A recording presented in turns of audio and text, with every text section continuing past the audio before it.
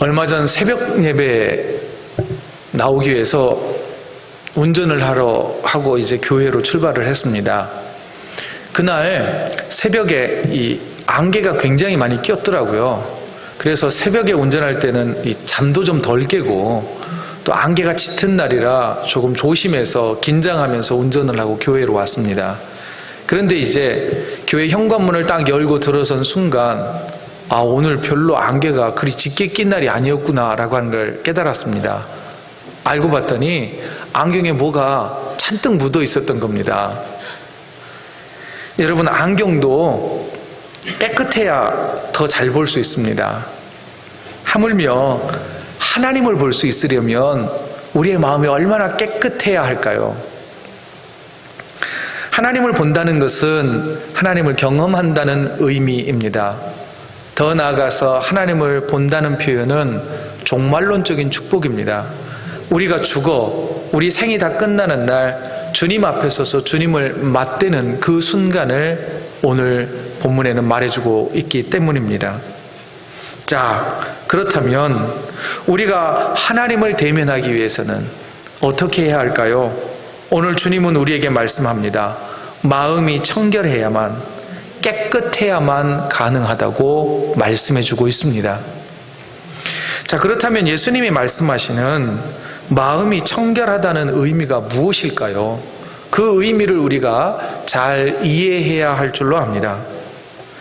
예수님께서 마음이 청결해야 한다고 말씀하신 이유는, 굳이 마음을 언급하신 이유는 당시 종교 지도자들이었던 바리새인들과 사두개인들을 염두에 두고 하신 말씀으로 여겨집니다.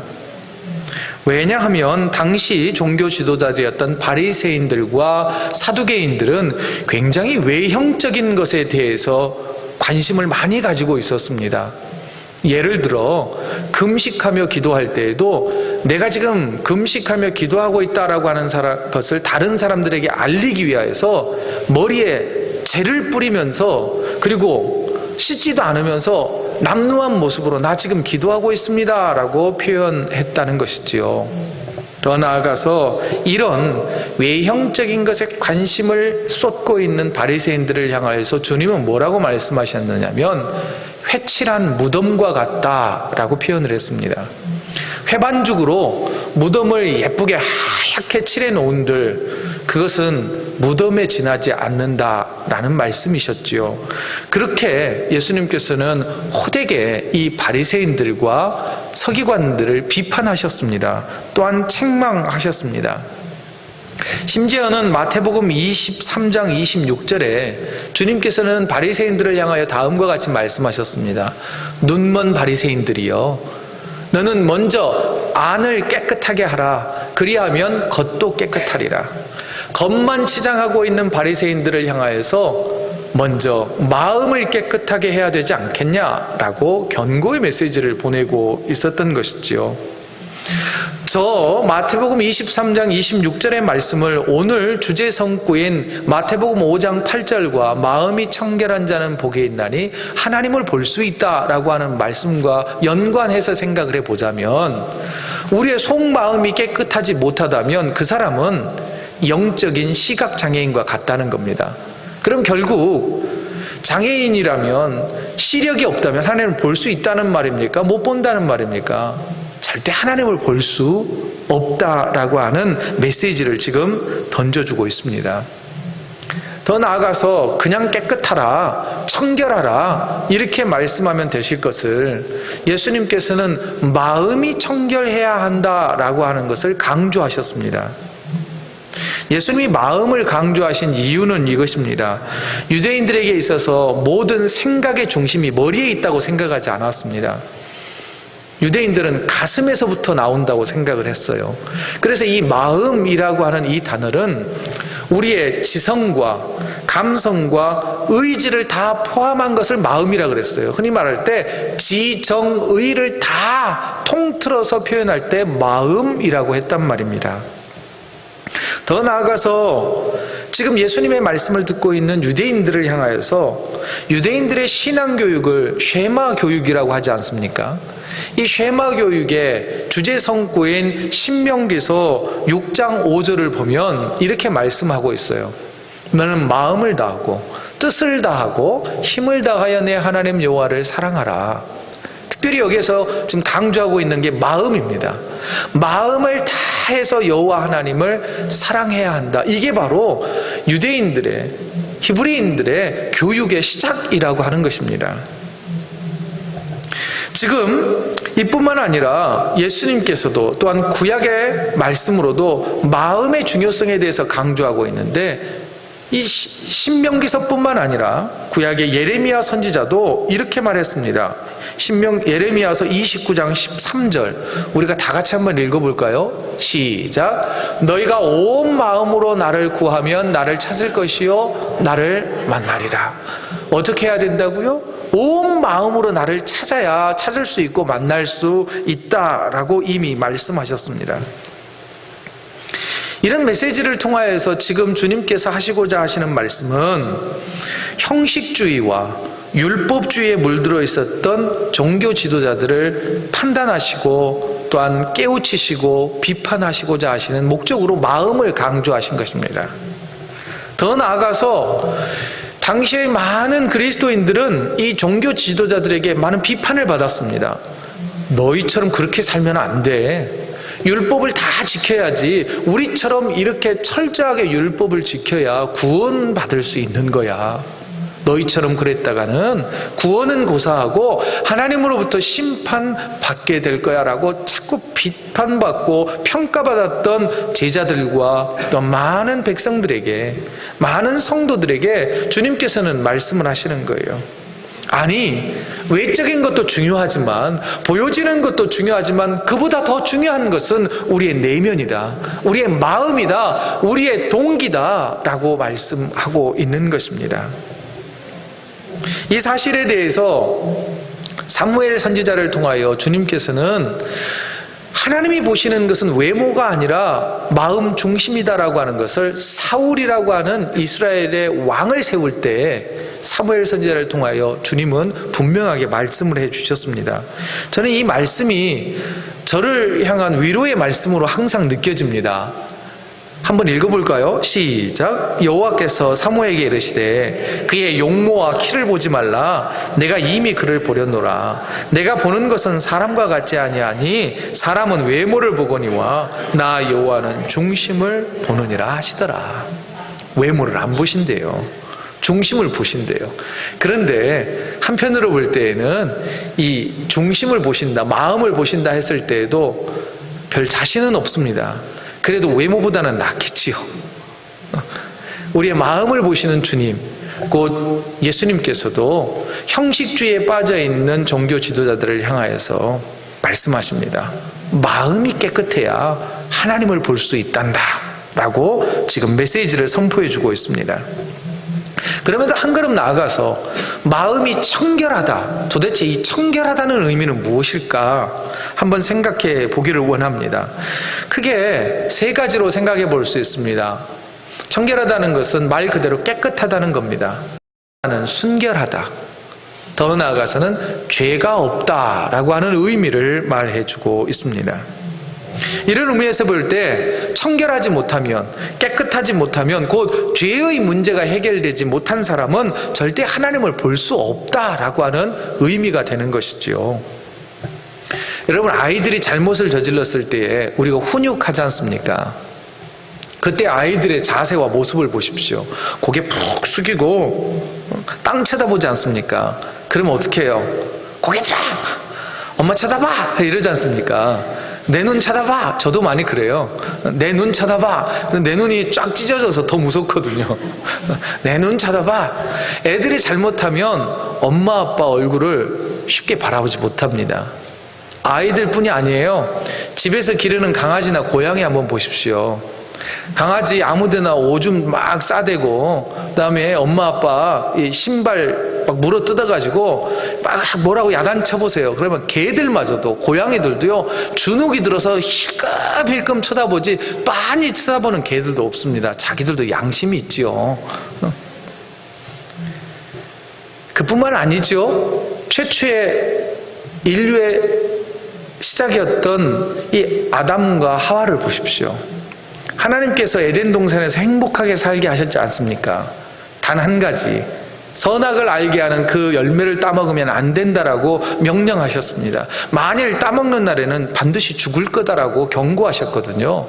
그런데 이 사탄이 아담과 하와를 유혹합니다. 그리고 이 마음이 두렵지 않았던, 또한 마음이 교만해졌던 이 두 사람은 아무 꺼리낌 없이 선악과를 따먹습니다. 그리고 나서 그들이 보인 행동이 무엇입니까? 나무 뒤로 숨습니다. 하나님이 찾습니다. 너희들 어디 있느냐? 왜 숨어 있느냐? 그러자 그들이 하는 말이 무엇입니까? 두려워서 숨었습니다. 여러분, 죄를 짓고 나면 하나님이 두려워지기 시작합니다. 하나님의 얼굴을 똑바로 쳐다볼 수가 없게 되는 것이지요. 여러분, 그런데 또 하나, 아담과 하와가 죄를 짓게 된 이유가 무엇입니까? 바로 그들의 마음이 변했기 때문입니다.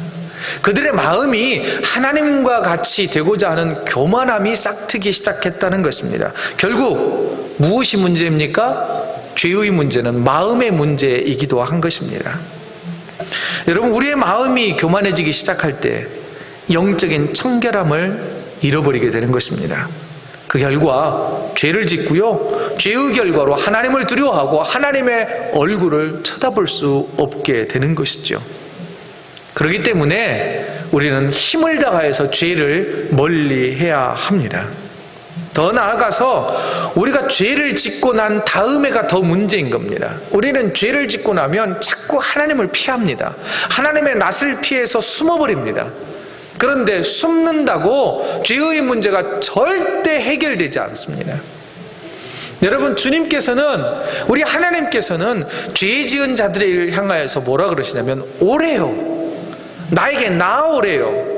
너희를 물론 죄 지은 것에 대해서는 징계하시겠지만 사랑으로 품으시겠다고, 죄 없다고 용서해 주시겠다고 분명하게 말씀하셨습니다. 그 말씀이 이사야 선지자를 통하여서 선포되었는데, 이사야서 1장 18절의 말씀 우리 다 같이 읽겠습니다. 시작. 여호와께서 말씀하시되 오라, 우리가 서로 변론하자. 너희의 죄가 주홍 같을지라도 눈과 같이 희어질 것이요 진홍같이 붉을지라도 양털같이 희게 되리라. 아멘. 우리가 죄를 지었다 한들 하나님은 우리를 절대 멀리하지 않습니다. 하나님의 낯을 피하지 마십시오. 오히려 하나님, 제가 죄를 지었습니다, 저는 죄인입니다라고 십자가 앞에 나와야 한다는 것입니다. 그러면 변치 않으시는 우리 주님께서 십자가에 흘리신 예수 그리스도의 보혈로 우리를 깨끗게 해 주실 것이라고 하는 이 사실을 믿으십시오. 그리고 눈물 흘리며 두렵고 떨리는 마음으로 주님 앞에 나올 때 주님은 우리를 사나운 얼굴로, 무서운 얼굴로 우리를 대하는 게 아니라 인자한 그 얼굴빛으로 우리를 맞아주신다고 하는 사실을 항상 기억해야 합니다. 또 한 가지는, 마음이 청결하다는 의미는 두 마음을 품지 않는다라고 하는 뜻입니다. 성경은 두 마음을 품는 것을 청결하지 못하다라고 정의를 했습니다. 신명기 율법에 의하면 이렇게 말합니다. 두 종류의 씨앗을 한 밭이나 논에 심지 말랍니다. 또한 종류가 다른, 예를 들어 소와 나귀를 함께 멍에를 지어서 밭을 갈게 하지 말랍니다. 두 종류의 이 옷감을 가지고 한 옷을 만들지 말라라고 말씀하시면서, 이 말씀은 뭐냐면 우상과 하나님을 동시에 섬길 수 없다라고 하는 것을 강조해 주고 계십니다. 예수님께서도 말씀하셨지요. 한 사람이 두 주인을 섬길 수 없다라고 말씀하셨습니다. 그러면서 마태복음 6장 24절에 이렇게 말씀하셨어요. 마태복음 6장 24절 우리 함께 읽겠습니다. 시작. 한 사람이 두 주인을 섬기지 못할 것이니 혹 이를 미워하고 저를 사랑하거나 혹 이를 중히 여기고 저를 경히 여김이라. 너희가 하나님과 재물을 겸하여 섬기지 못하느니라. 청결하지 못하다는 것은 두 마음을 품는 것입니다.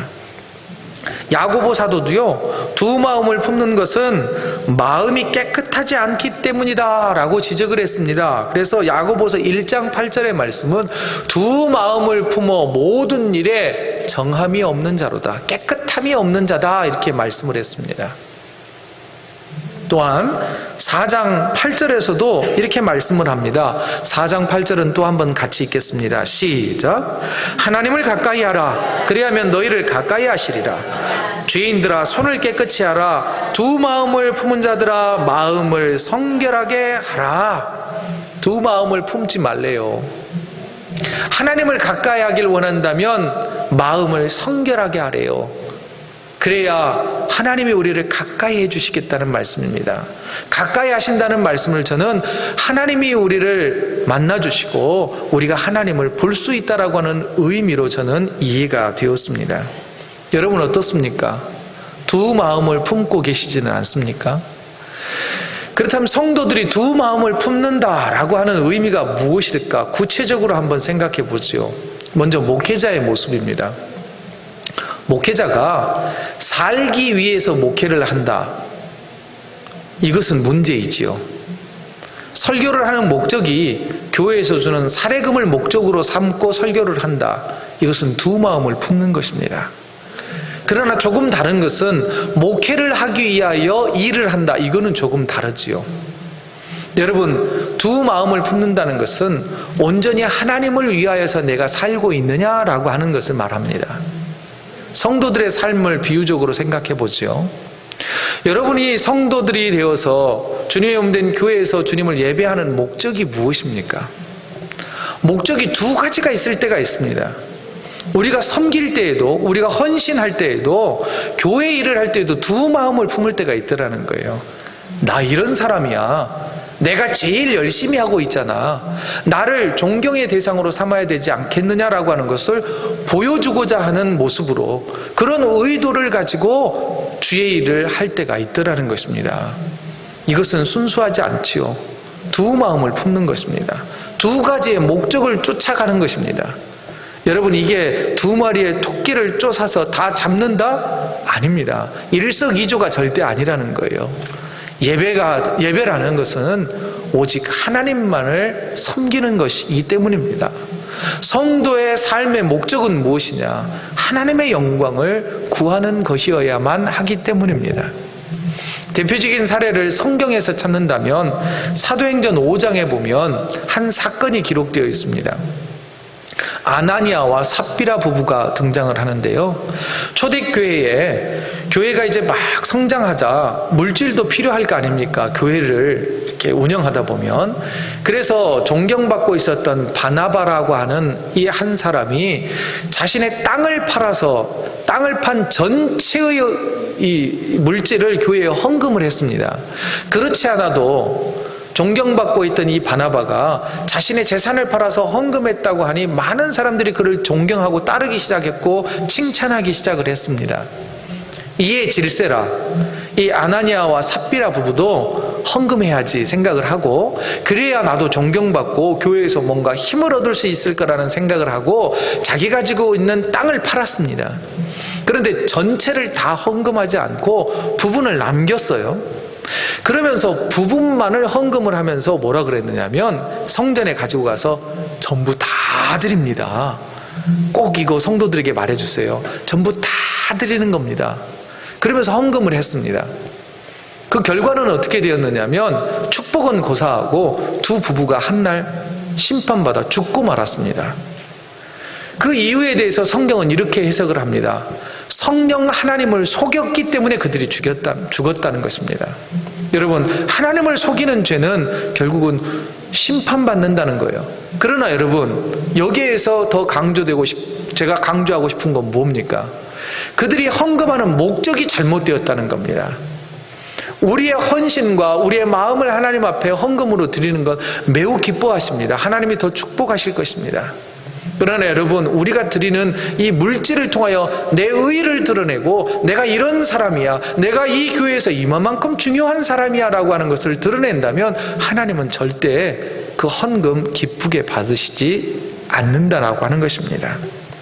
사랑하는 성도 여러분, 목회자인 저 두 마음 품지 아니하고 더 열심히 주를 위하여 헌신하겠습니다. 더 나아가 여러분들도 두 마음 품지 아니하고 하나님을 온전히 예배하는 예배자가 되기를 결단하십시오. 그렇게 해야만 우리가 하나님을 볼 수 있습니다. 하나님을 경험할 수 있습니다.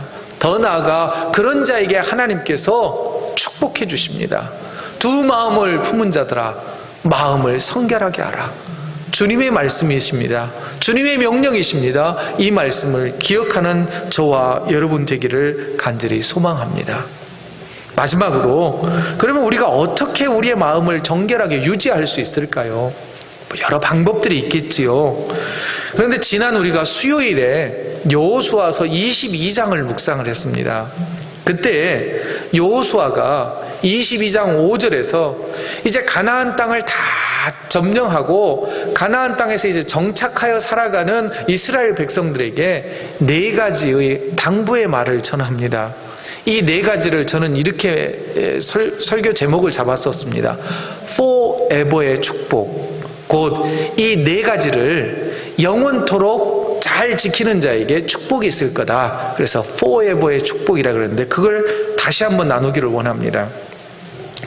22장 5절 말씀을 먼저 읽지요. 같이 읽겠습니다. 시작. 오직 여호와의 종 모세가 너희에게 명령한 명령과 율법을 반드시 행하여 너희의 하나님 여호와를 사랑하고 그의 모든 길로 행하며 그의 계명을 지켜 그에게 친근히 하고 너희의 마음을 다하며 성품을 다하여 그를 섬길지니라 하고, 이 네 가지를 정리해 보면 다음과 같습니다. 첫째는 뭐냐면요, 하나님의 말씀을, 율법을 언제나 지키라 라고 하는 말씀입니다. 여러분, 하나님의 말씀을 지킨다라고 하는 말을 다른 말로 표현해 보자면 순종하는 겁니다. 하나님의 말씀에 순종하는 것. 이 순종이라는 것은 쉼 없이 계속되는 겁니다. 언제나 순간순간마다 말씀에 순종하여 사는 자에게 하나님께서는 그를 만나 주실 거고 그에게 축복을 베풀어 주신다는 것입니다. 두 번째는 하나님을 사랑하라 라고 하는 명령이었습니다. 여러분, 하나님을 사랑한다, 누군가를 사랑한다는 것은 여러분 그 감정 아시지요? 물론 지금 우리는 의리로 살고 있지만 그 사람 만났을 때, 처음 만났을 때 그 사랑의 감정 우리는 기억하고 있지 않습니까? 온통 그 사람 생각뿐이지 않습니까? 온통 그 사람을 위하여서 그 사람이 기뻐하고 그 사람이 좋아하는 것을 채워주기 위하여 온통 노력을 다 기울입니다. 여러분, 이와 같습니다. 하나님을 사랑하라는 것은, 사랑한다는 것은 하나님이 기뻐하시는 것이 무엇일까? 그것을 묵상하는 겁니다. 그것을 삶으로 살아내는 것입니다. 여러분, 하나님 우리를 어떻게 사랑하셨습니까? 목숨 바쳐 사랑해 주셨습니다. 그렇다면 우리가 하나님을 사랑한다는 것은 어떤 것일까요? 목숨 바쳐 사랑하는 것입니다. 여러분, 또한 이 고린도전서 13장은 사랑장이라고 표현하지 않습니까? 어떤 분은 이렇게 표현하더라고요. 사랑은 이라고 하는 이 모든 문장에 예수님은 이라고 읽어보면 훨씬 더 또 은혜가 있답니다. 예수님은 오래 참고, 예수님은 온유하며, 바로 그게 예수님의 사랑이라는 것이지요. 그런데 이 사도 바울은 고린도전서 13장 12절에서 하나님을 사랑하는 사람은 하나님을 얼굴을 마주보며 하나님을 볼 수 있다라고 표현을 합니다. 여러분, 새 번역 성경으로 좀 쉽게 번역된 성경을 우리 같이 한번 읽어보지요. 시작. 지금은 우리가 거울로 영상을 보듯이 희미하게 보지만은 그때에는 얼굴과 얼굴을 마주하여 볼 것입니다. 지금은 내가 부분밖에 알지 못하지만은 그때에는 하나님께서 나를 아신 것과 같이 내가 온전히 알게 될 것입니다. 여호와를 사랑하라. 사랑하면 결국은 하나님을 볼 수 있게 될 거다라고 하는 메시지가 우리에게 던져지고 있는 것입니다. 계속해서 세 번째입니다. 세 번째는 하나님을 가까이 친근히 하라는 것입니다. 여러분, 가까이 한다는 것은 무엇입니까? 어떻게 가까이 할 수 있을까요?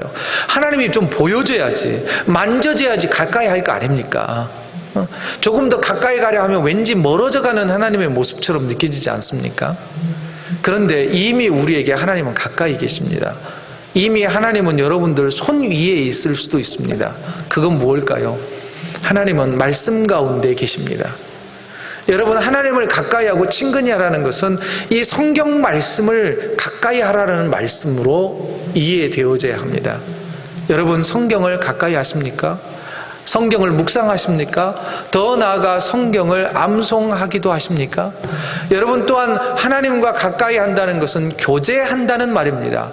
교제한다는 표현을 어디에다 사용하느냐면 기도라고 하는 것을 정의할 때 이 기도가 하나님과의 사귐이다, 하나님과 교제다라고 표현을 합니다.